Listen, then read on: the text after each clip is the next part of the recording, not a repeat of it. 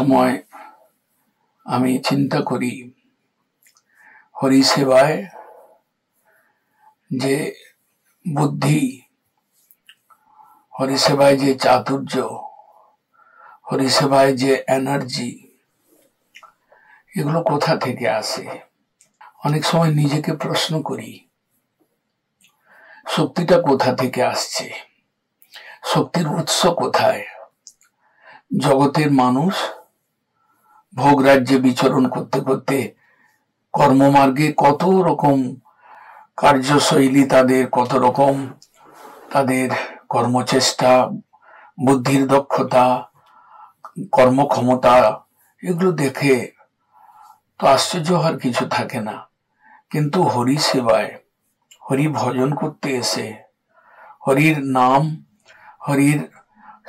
হরির যে সংকীর্তন পরিচালনা, হরির সেবা বিস্তার করবার যে চাতুর্য, এই সকল বিষয়ে যখন মনে হয় যে আমার শক্তি যোগাচ্ছেন কে, অনেক সময় এইরকম প্রশ্নের উত্তর আসে যে আমি বুঝি খুব বুদ্ধিমান, আমি বুঝি খুব চতুর, আমি বুঝি আমার কর্মদক্ষতা অনেক, আমি মিশনকে পরিচালনা করছি, আমি কত কাজ করছি, কত বড় বড় সেবা আমি করছি আমার যোগ্যতার বলে, আমার শক্তির বলে।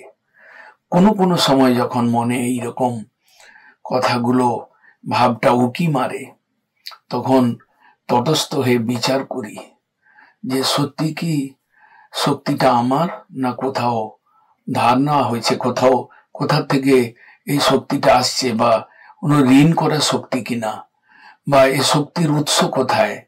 যখন তটস্থ হয়ে বিচার করে দেখি, যখন অনেক সময় সেবা করতে করতে বহু বিপদের সম্মুখীন হতে হয়, তখন গুরুবর্গের কাছে প্রার্থনা করতে করতে বুঝতে পারি, না, শক্তিটা আমার নয়।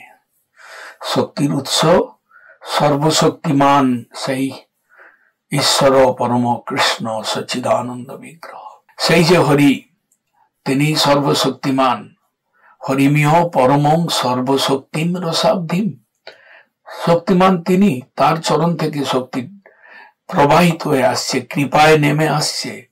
কৃপায় সেই শক্তিটাকে, যে কৃপায় নেমে আসা সেই শক্তিটাকে ধরছেন কে, কার মাধ্যমে আসছে? গুরুবর্গের মাধ্যমে আমার কাছে আসছে।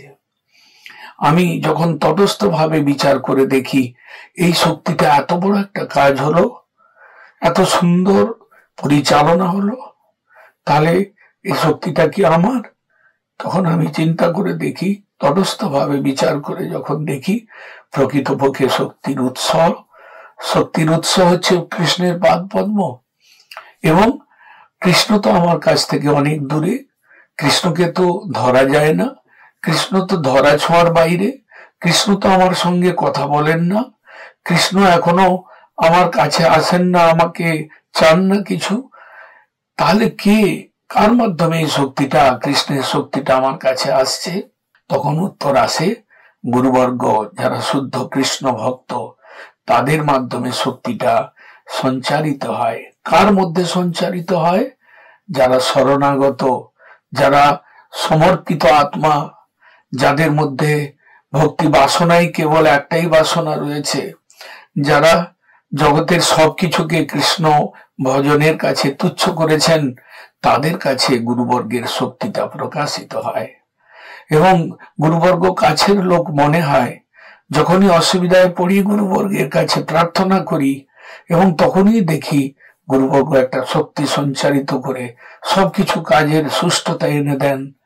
তখন একটা বিরাট রূপ ধারণ করে, তখন সেবার উজ্জ্বলতা ধারণ করে, তখন সেবার প্রভাব জগতের লোকের উপরে বিস্তারিত হয়।